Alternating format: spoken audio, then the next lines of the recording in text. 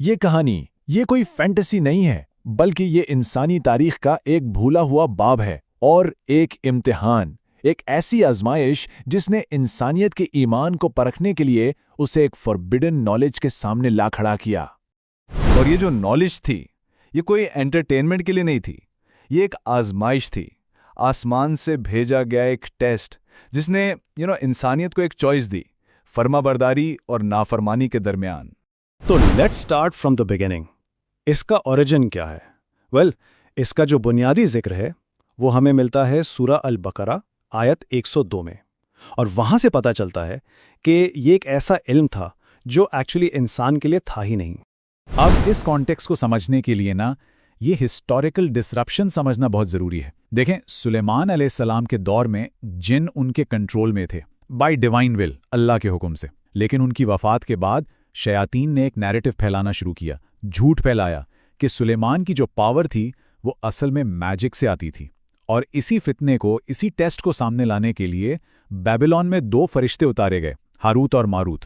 तो अब हम आते हैं उस पिवटल मोमेंट पर, बेबीलोन का इम्तिहान। एक बात बिल्कुल क्लियर थी, ये फरिश्ते वहां जादू सिखाने नहीं आए थे, बिल्कुल नहीं। वो इंसानियत के ईमान को टेस्ट करने आए थे, और उनका पैगाम इट वॉज क्रिस्टल क्लियर।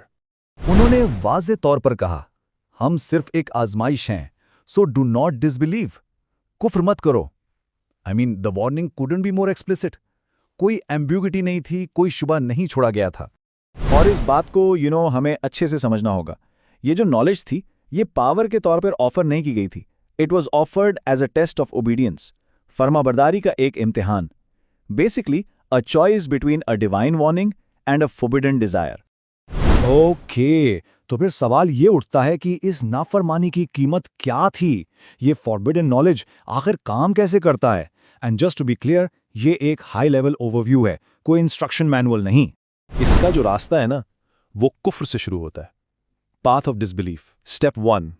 जो मैजिशियन होता है वो शिर्क करता है, यानी अल्लाह के साथ किसी को शरीक ठहराता है या कोई और बहुत बड़ा गुनाह। इस नाफरमानी के बदले में जिन के साथ एक किस्म का पैक्ट बनता है। और फिर स्टेप 3, जिन अपना इन्फ्लुएंस डालते हैं, लेकिन यहां एक क्रूशल पॉइंट है, सिर्फ उस हद तक जिसकी अल्लाह इजाजत दे।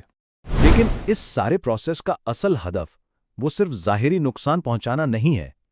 इसका अल्टीमेट टारगेट है इंसान के तवक्कुल को डिस्ट्रॉय करना। तवक्कल यानी अल्लाह पर एब्सोल्यूट रिलायंस, वो अनवेवरिंग ट्रस्ट, उसको जड़ से उखाड़ देना। लेकिन यहां एक बहुत गहरा सवाल पैदा होता है, आखिर कोई ये रास्ता चुनता ही क्यों है? इसकी वजह बाहर नहीं, बल्कि इंसान के अंदर की उस तारीकी में है जिसे हम कहते हैं द हंगर फॉर कंट्रोल। सोचने की बात है, right? Why would a person actively choose this path? सब कुछ जानबूझकर, एक आगाही के बावजूद ये रास्ता क्यों इख्तियार किया जाता है? इसके पीछे इंसान के बहुत रॉ, बहुत पावरफुल इमोशंस होते हैं।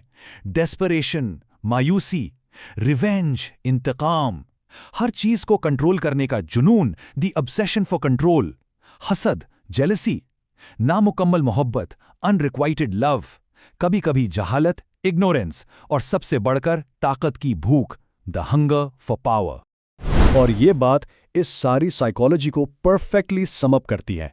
इंसान मैजिक इसलिए नहीं सीखता क्योंकि उसे नॉलेज चाहिए, वो इसलिए सीखता है क्योंकि उसे कंट्रोल चाहिए। तो आखिर इस तारीकी का मुकाबला कैसे किया जा सकता है? चलें, अब हम प्रॉब्लम से सोल्यूशन की तरफ जाते हैं। Let's talk about returning to certainty, यकीन की तरफ वापसी। सबसे पहले हमें इल्यूजन और रियलिटी के फर्क को समझना होगा। इल्यूजन ये है कि मैजिक आपको अल्टीमेट कंट्रोल दे सकता है, कि वो डेस्टिनी को ओवरराइड कर सकता है। लेकिन रियलिटी क्या है? रियलिटी ये है कि अल्लाह की इजाजत के बगैर एक पत्ता भी नहीं हिल सकता।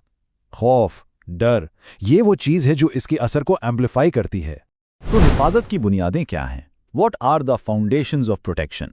सबसे पहले तौहीद, अल्लाह की वहदानियत पर यकीन, रेगुलर सलाह, पाबंदी से नमाज, आयतुल कुर्सी की तिलावत, सुबह और शाम के अस्कार, और इन सब के सेंटर में वही चीज, ट्रस्ट इन अल्लाह, तवक्कुल। यह हिफाजत का वो किला है जिसे कोई ताकत नहीं तोड़ सकती। तो आखिर में सारी बात इस एक नुक्ते पर आती है, the real darkness is not magic. असल तारीकी फर्माबरदारी के बजाय ताकत की तलाश है। याद रखें, पहला जादू अंधेरे में नहीं सीखा गया था। वो तब सीखा गया जब इंसान ने फर्माबरदारी पर ताकत को चुना।